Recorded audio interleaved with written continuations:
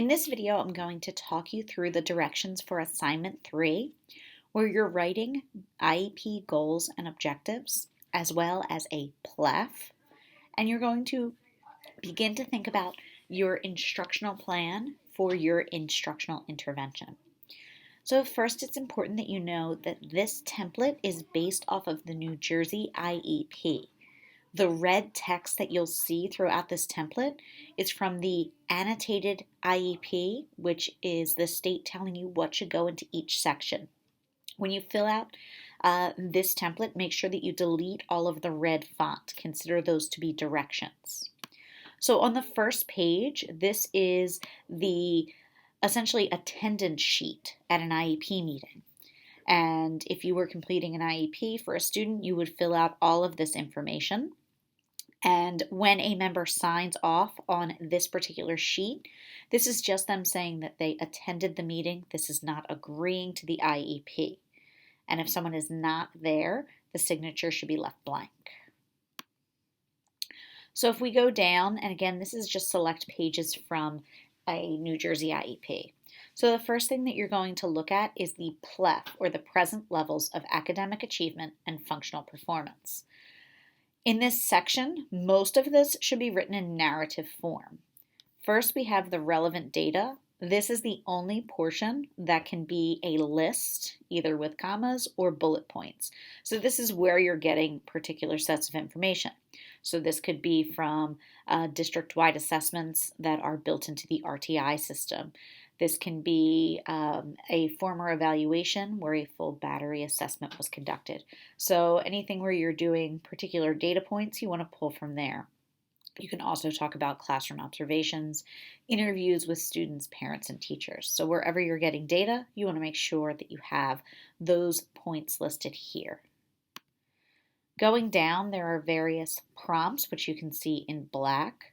Again, if you don't have preschool students, you can delete the items that are specific to either preschool students. If you do not have students who are transition age, you can delete things related to transition. So in this section, you are going to describe a student's level of academic and functional performance. In class, that there have been specific lectures on how to craft a PLEF, so make sure that you are following those procedures. In addition, you will be graded with a consideration to your use of strengths-based language. So remember, we're talking about student strengths and interests and then their needs. If you talk about a need, that need has to be addressed in the IEP. If we go down, we can then jump into the goals and objectives. You had a lesson in this class where you were working on goals, and you are using the same formula to craft those goals, but they're broken up a bit differently when they're presented in the New Jersey IEP. So here you're going to have your annual goal. In this column here, you'll have benchmarks or short-term objectives, so there should be at least 2 objectives here. Criteria, you want to make sure that you have a minimum and mastery criteria. So the example here is scoring a 90% or higher, 4 out of 5 probes.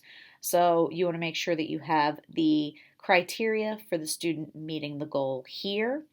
And then finally, your evaluation procedure. This is your progress monitoring tool. So how are you going to collect data on that? You're going to do this for 2 goals. And then the final portion is to select one of these goals and start mapping out an academic intervention. Here you're going to highlight 4 goals and select a progress monitoring tool that you will use to collect data for the next assignment. This is a checkpoint where you'll be getting direct feedback so that you can implement this plan moving forward. If you have any questions, please contact your instructor.